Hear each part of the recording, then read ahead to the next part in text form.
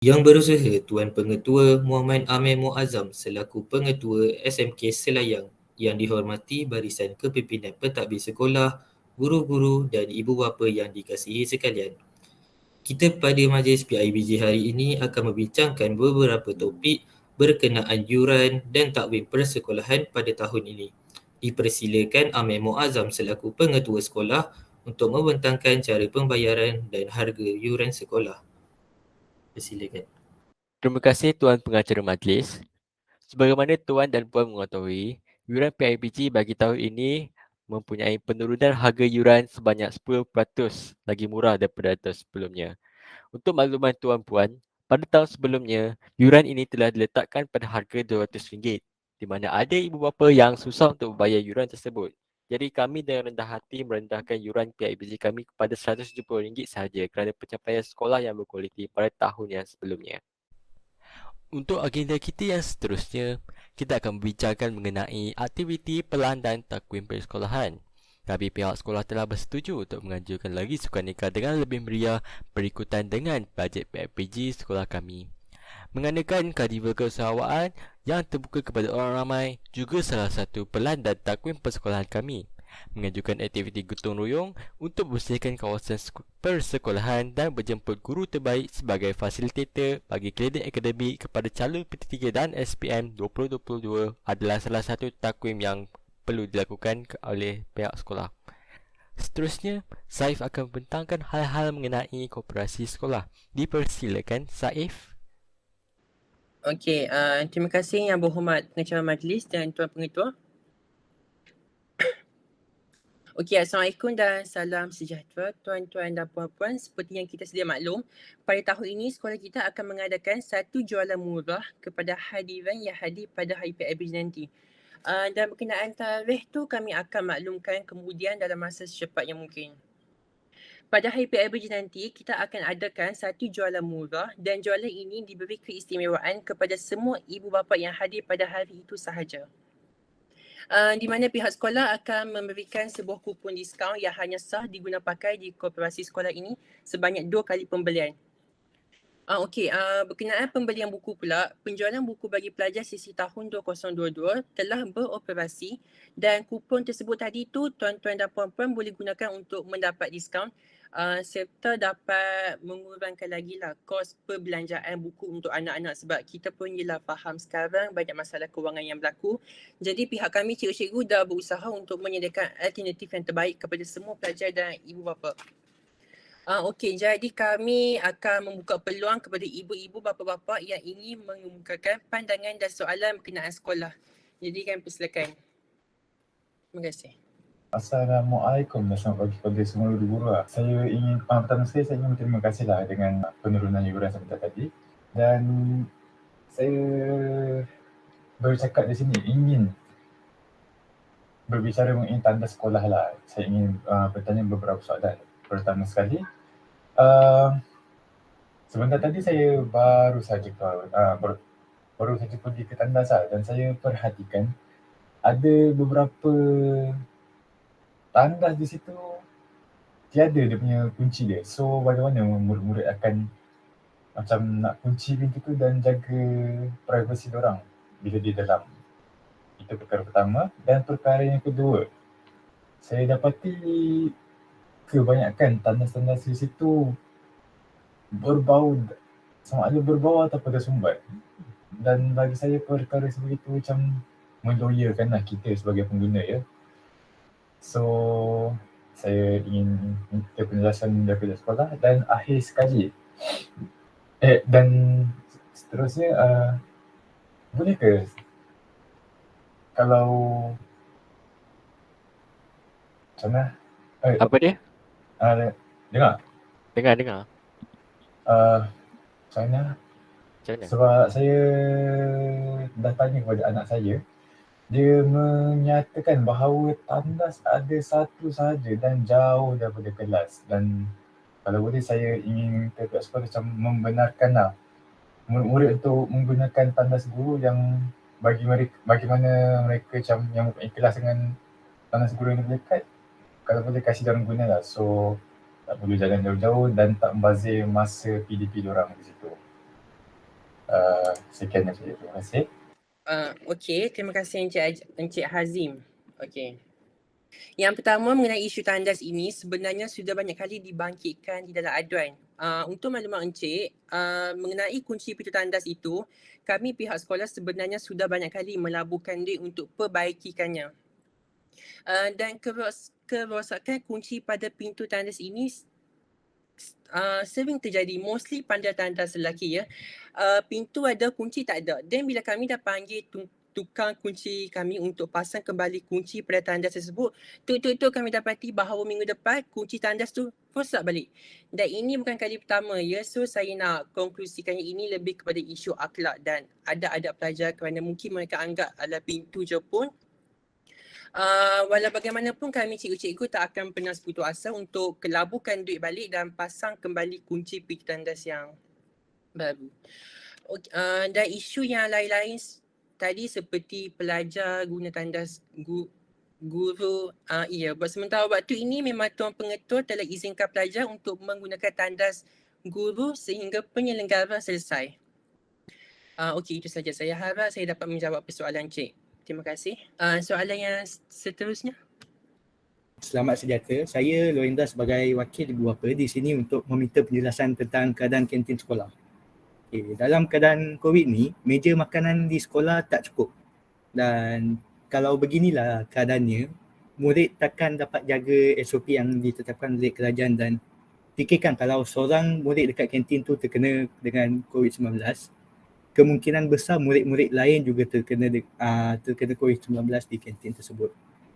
Seterusnya, makanan di kantin terlalu mahal dan menu makanan yang disediakan dalam kantin tu selalunya sama.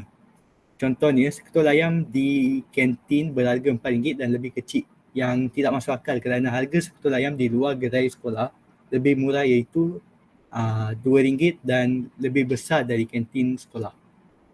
Sekolah lain ada banyak menu yang unik dan berbeza, tapi di sini berlainan situasi dia. Takkan cikgu pun tak jemu ke makan makanan yang sama apatah lagi murid. Dengan tu saya meminta penjelasan daripada pihak sekolah untuk memberikan jawapan yang terbaik. Okey, dari masalah meja, ibu bapa tidak perlu risau kerana kami telah ikut peraturan SOP kerajaan yang ditetapkan, di mana pelajar akan makan di dalam kelas mereka sendiri dan berjarak 1 meter daripada kawannya. Dan daripada segi makanan terlalu mahal dan makanan terlalu kecil, kami akan melakukan semakan tentang harga dan juga saiz makanan. Jika harga tersebut terlalu mahal, kami akan meletakkan harga yang berpatutan bagi saiz makanan tersebut. Kalau tidak, kalau masalah ini terus berterusan, kami akan tukar tender baru. Itu saja. Ada soalan lain? Assalamualaikum dan salam sejahtera. Saya dari wakil ibu bapa ingin menguraikan tentang fasiliti di sekolah ini. Antaranya kort badminton dan meja pingpong yang mempunyai kuantiti yang sedikit. Perkara ini boleh membuatkan pelajar akan kurang membabitkan diri mereka dalam aktiviti kurikulum. Dan seterusnya, tentang lampu yang rosak dan lampu yang tidak berfungsi di dalam kelas dan juga tandas. Ini boleh menjejaskan prestasi akademik anak-anak kita kerana mereka boleh hilang fokus di dalam kelas kerana mereka belajar dalam situasi yang tidak selesa, dan lampu yang tidak berfungsi di dalam tandas itu membuatkan mereka takut ke tandas dan menahan buang air yang boleh menyebabkan penyakit. Jadi apakah inisiatif guru-guru untuk mengatasi situasi ini? Terima kasih. Terima kasih Tuan. Untuk penjelasan Tuan, kami akan memperbaharui lampu-lampu di dalam kelas, koridor dan juga di dalam tandas. Kami juga telah melakukan semakan tentang bajet kami untuk memperbaiki infrastruktur sekolah yang sudah rosak dan juga membeli peralatan kokoh yang diperlukan untuk pelajar menjadi lebih aktif dalam sukan. Dan kami akan mula membeli peralatan-peralatan tersebut dengan secepat yang mungkin. Jadi Tuan tak perlu risau. Okey, terima kasih. Ada soalan lain? Assalamualaikum. Waalaikumsalam. Nama saya Muhammad Hazim. Saya adalah wakil ibu bapa. Okay, nak bincangkan satu masalah yang ada tentang keselamatan kanak-kanak di sekolah ini. Pertama, saya nak usulkan seperti yang kita tahu banyak kes tentang penculikan kanak-kanak yang terjadi kebelakangan ini. Dalam berita ada sebut, sosial media ada sebut. So especially benda ni berlaku selepas waktu persekolahan. So apa usaha yang boleh sekolah buat untuk mengelakkan anak-anak kami dari menjadi bangsa penculikan? Itu yang pertama. Yang kedua, banyak kami dengar kes pembulian di kalangan kanak-kanak membuatkan kami, ibu bapa risau. Banyak yang saya dengar tentang budak suruhan mengambil duit dari pelajar lain. So bagaimana cikgu boleh handle masalah ini semasa ketiadaan kami? Sebab kami hantar anak-anak kami ke sekolah untuk belajar dan buat mereka jadi lebih berdikari. Tapi mereka sekarang ni lagi takut untuk ke sekolah. So apa inisiatif yang boleh guru buat untuk membantu anak-anak kami? So akhir sekali, kecoh jugalah dalam grup WhatsApp antara ibu bapa kami, iaitu tentang guard yang tidur dan tiada semasa bertugas. Apa guru-guru boleh buat dari masalah itu? Sebab keselamatan anak-anak kami sangat penting. Okey, itu saja. Okey, terima kasih Tuan Hazim Abdullah. Yang pertama, poin Tuan tadi adalah mengenai isu penculikan dan guard tidur semasa bekerja, betul kan? Di mana isu ini juga telah kecoh dalam grup WhatsApp taman kita, di mana ayat yang mereka nyatakan macam guard sekolah tidur semasa bekerja, dan kami pun cikgu-cikgu dah membuat penyelidikan berkenaan hal ini. Jadi oleh hal yang demikian, kami pihak cikgu telah berbincang untuk mengupah guard yang lebih bertanggungjawab lagi seperti rela untuk menjaga pagar sekolah selepas ini, dan dengan agar kes seperti ini tak akan berulang lagi di masa hadapan. Okey, dan berkenaan kes pembulian pula, isu yang tidak asing lagi di sekolah. Sebelum itu kami nak memohon maaf jika anak, encik dan puan adalah salah satu mangsa dibuli. Dan dengan itu, Tuan Pengetua telah melantik cikgu disiplin baru dengan pengawas sekolah untuk buat rondaan yang lebih kerap lagi di kawasan-kawasan yang jadi port utama pelajar ni. Macam koridor kelas, belakang tandas dan especially belakang sekolah. Dan oleh hal yang demikian juga, kami juga akan melantik pengawas yang lebih berdedikasi dan bertanggungjawab lagi. Okey, jadi setakat itu sahaja daripada saya. Terima kasih. Ada soalan lain? Assalamualaikum dan selamat sejahtera kepada guru barisan guru dan pengetua sekolah. Saya sebagai ibu bapa ingin bertanya dua soalan. Soalan pertama saya, bolehkah saya tahu kenapa yuran pada tahun ini mahal? Adakah yuran tersebut ingin digunakan untuk menambah baik kemudahan sekolah ataupun memperbanyakkan aktiviti untuk sekolah? Dan soalan kedua saya ialah, apakah penyelesaian sekolah untuk transportasi untuk anak murid ketika habis masa persekolahan? Sebab dalam pemerhatian saya yang saya tengok, ketika murid habis masa persekolahan, keadaan lalu lintas terlalu sesak dan menyukarkan murid untuk melintas jalan. Okey, sekian dari saya. Okey, daripada aduan yuran, kami dapat aduan yang sama pada tahun lepas, ya, di mana yuran terlalu mahal, RM200. Jadi kami ambil aduan tersebut dan mengurangkan harga yuran pada tahun ini menjadi RM170. Kalau nak dibandingkan yuran tahun lepas dengan yuran tahun ini lagi murah.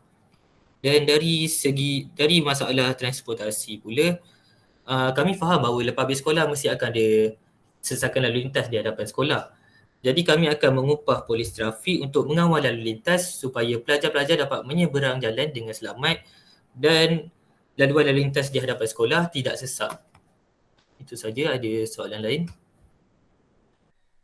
Kalau tidak soalan lain, saya akan menutup persidangan Majlis PIBG SMK Selayang kali ke-17.